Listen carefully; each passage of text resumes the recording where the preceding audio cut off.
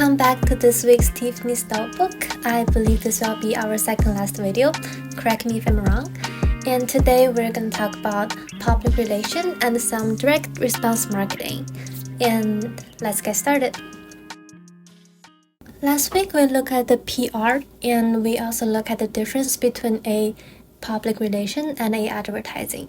So the main difference is that for advertising is the paid media, the thing we pay to the people to spread the message that we want to position our product as.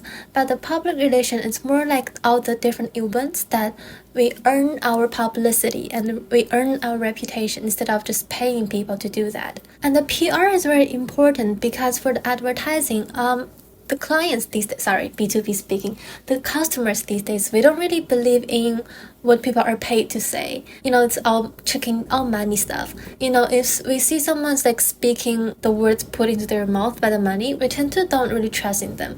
But like for the earned media, if my friend tells me that it's really good, I believe in her. And this is also the difference between the advertising and the PR. And how PR is really important because what you earned is how the customer really trusts in you. And it will be more difficult to measure this earned publicity and this earned reputation. This is also why PR is important and also difficult to maintain. It's also as a way of communication such as advertising, but it's more difficulty on how to control the message is going to be spread. And that requires more management and more skills. It is more difficult than advertising, but in the end, if you do have a good public relation, you do have a good publicity and reputation, it is the more trust that you gain in your customers. I think it is more difficult to measure the PR because for the advertising, especially for the digital advertising these days, it is easy to measure how effective your ad is by analyzing all the online tools. But for the PR, because the main purpose of a PR is for the publicity and the reputation, it's not for the sales.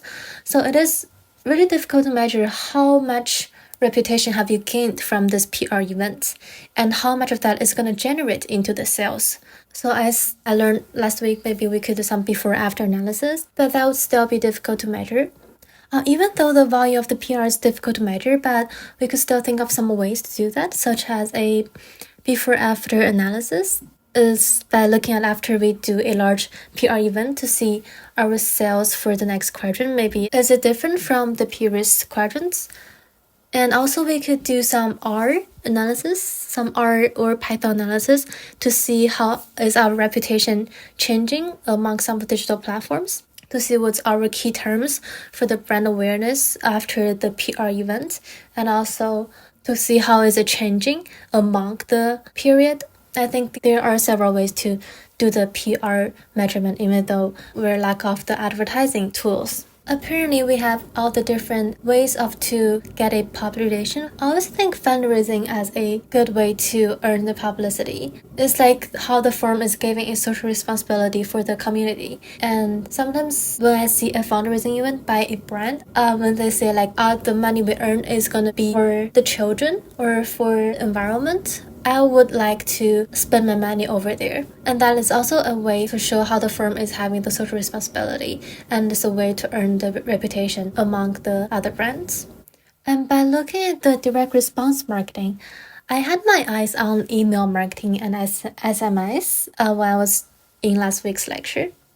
Because sometimes I do check my emails, but it's more like from a brands that I'm quite loyal to, such as Starbucks, Shoppers, the brands that I have a loyalty program in, so I'll check out my loyalty offers.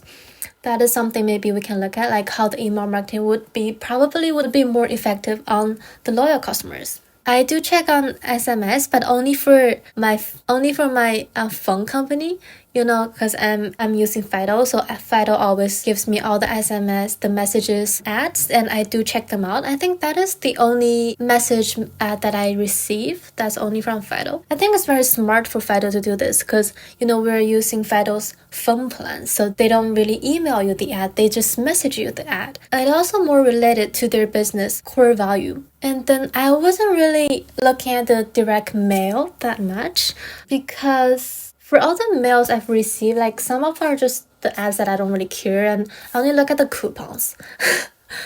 And the coupons aren't really attractive to me these days, unlike when I was a kid. But then I saw some great examples from the lecture, how the mails could be really effective and creative. And that really brought my attention, especially the information packaging company, the three-dimensional direct mail. That was very surprisingly creative. And I wondered, why haven't I received any of these mails?